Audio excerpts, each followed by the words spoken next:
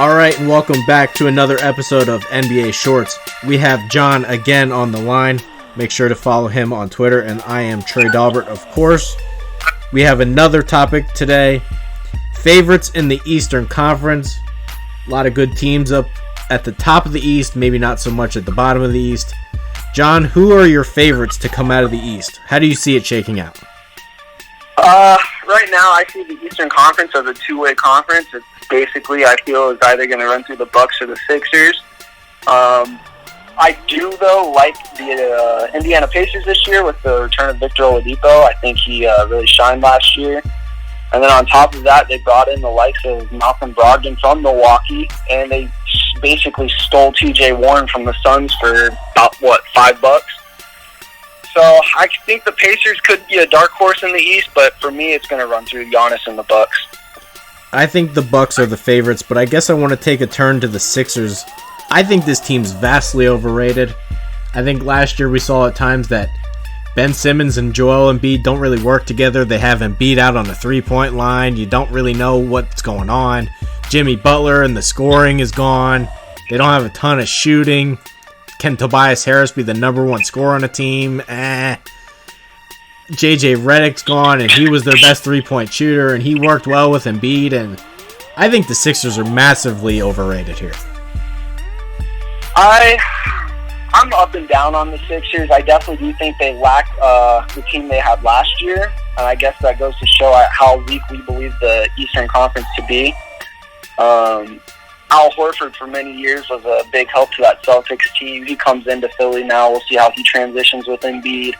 I do think losing Jimmy Butler is going to hurt. The dude's just a phenomenal player, and the Heat are lucky to have him. It's going to suck that they lost the likes of JJ Redick on the three-point line. It'll be interesting to see what Josh Richardson can do coming over from Miami. And then if Ben Simmons can actually shoot the basketball this year, I mean, obviously the world erupted when he made a three-pointer in a preseason game. Maybe he can shoot the ball 20% from the three-point line this year. But yeah, a lot of that team's success is going to run through what Joel Embiid does and how he meshes with Ben Simmons. I mean, it's going to have to be there. I'm also very concerned about how big they are, and I know maybe it's better to zag when others are zigging, but the NBA has gone really small, and this team is humongous, and they were really bad in terms of pace last year, and now you add Al Horford, and he doesn't really provide a lot of rebounding, or he's kind of just like a better version of Ben Simmons that can shoot, but they don't really need his playmaking because that's what Ben Simmons does. I think it's a weird bag. I don't know what to make of him. I definitely think the addition of Al Horford was odd. I didn't think he necessarily meshed well with the type of style of basketball they played last year. But maybe that shows that they're going to try and transition into a different style of play. Tobias Harris, as you mentioned earlier, can he take over as the number one scorer there? And I'm really not sure if he can. I was never overly sold on him in Los Angeles, but maybe he takes that step with Jimmy Butler being gone this year.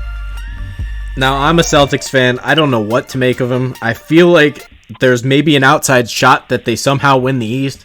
And I also think there's a chance they're a 7 seed. My mind one day thinks they're screwed and the next day is hopeful. What do you make of the Celtics? Because I'm all over the place with them. I get a lot of heat from this from my friends and other people, but basically I'm not sold on the Celtics. I've never been sold on Kemba Walker, and I don't think the contract extension to Jaylen Brown the other day was a smart move. I don't think he's taken that step to earn that much money. And I've also never quite been sold on Jason Tatum. I think he came into the league, had that great rookie year, and hasn't really gone up from it, you know? Devin Booker over in Phoenix, he's progressed over the years. Obviously, the team hasn't.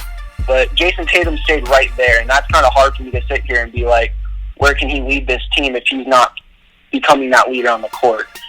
I think this year will be interesting with Kemba. I've never been sold on him, but maybe he comes into a better situation and under a better head coach and can lead this team to something. I think because of how weak the East is, they're a lock for the playoffs, but I don't see them doing anything in the playoffs. I'm either way on it. I think they could be good. I think they could be bad. The Eastern Conference, not a great conference. Couple good teams at the top, but it's a little bit of a jumbled mess. That'll do it for this episode of NBA Shorts. We will see you next time.